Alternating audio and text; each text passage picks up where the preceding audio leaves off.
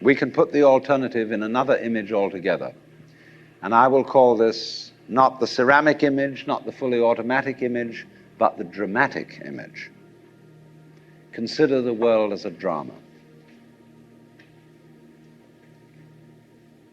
What's the basis of all drama? The basis of all stories, of all plots, of all happenings. It's the game of hide and seek. You get a baby. What's the fundamental first game you play with a baby? You put a book in front of your face and you peek at the baby like this. The baby starts giggling because the baby is close to the origins of life. It comes from the womb really knowing what it's all about, but it can't put it into words. See, what every child psychologist really wants to know is to get a baby to talk psychological jargon and explain how it feels. But the baby knows. You do this and this, this, this, and the baby starts laughing because the baby is a recent incarnation of God. And the baby knows, therefore, that hide and seek is the basic game. See, before, when we were children, we were taught 1, 2, 3, and ABC. But we weren't sat down on our mother's knees and taught the game of black and white. That's the thing that was left out of all our educations. That life is not a conflict between opposites, but a polarity. The difference between a conflict and a polarity is simply, when you say about opposite things, we sometimes use the expression, these two things are the poles apart. You say, for example, with someone with whom you totally disagree, I'm the poles apart from this person. But your very saying that gives the show away. Poles. Poles are the opposite ends of one magnet. And if you take a magnet, there's a North Pole and a South Pole.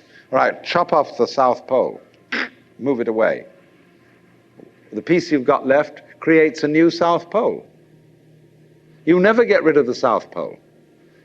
Things may be the poles apart, but they go together. And you can't have the one without the other. That's the basic idea of polarity. But what we're trying to imagine is the encounter of forces that come from absolutely opposed realms that have nothing in common. When we say of two personality types that they're the poles apart, we are trying to think eccentrically instead of concentrically. And so in this way, we haven't realized that life and death, black and white, good and evil, being and non-being, come from the same center.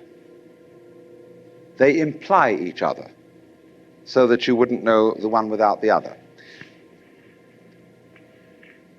Now, I'm not saying that that's bad. That's fun. You are playing the game that you don't know that self and other go together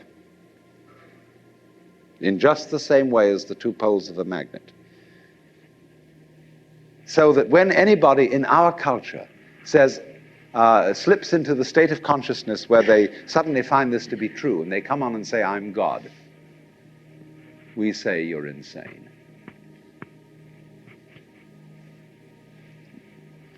Now, it's very difficult. You can very easily slip into the state of consciousness where you feel you're God.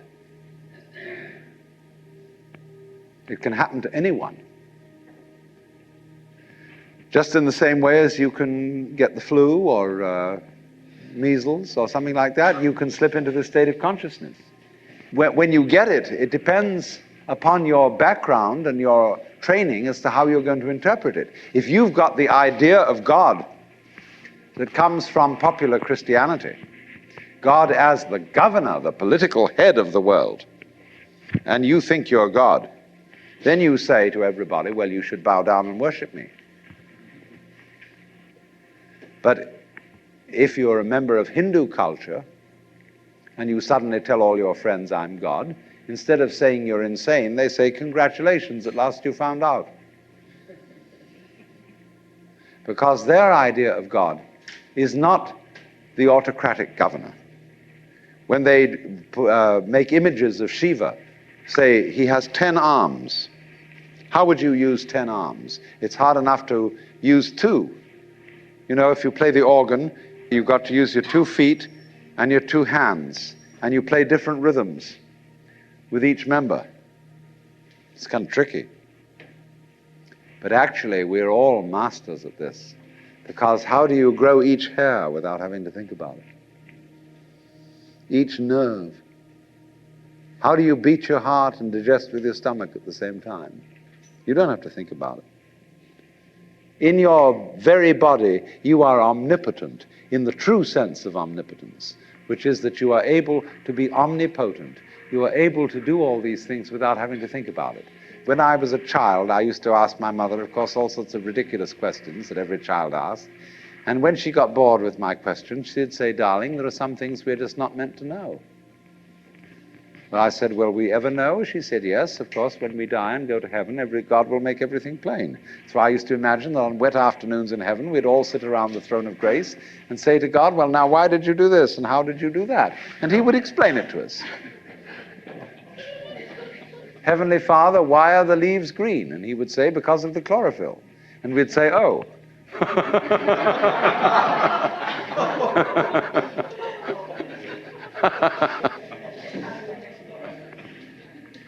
But in the Hindu universe, you would say to God, how did you make the mountains? And he would say, well, I just did it. Because what you're asking me for, when you ask me how did I make the mountains, you're asking me to describe in words how I made the mountains. And there are no words which can do this. Words cannot tell you how I made the mountains any more than I can drink the ocean with a fork. A fork may be useful for sticking into a piece of something and eating it, but it is no use for imbibing the ocean. It would take millions of years. So it would take millions of years. In other words, you would be bored with my description long before I got through it if I put it to you in words.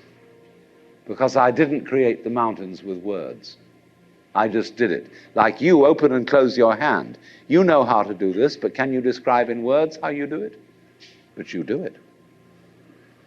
You are conscious, aren't you? Do you know how you manage to be conscious? Do you know how you beat your heart? Can you say in words, explain correctly how this is done? You do it, but you can't put it into words. Because words are too clumsy. And yet you manage this expertly for as long as you're able to do it.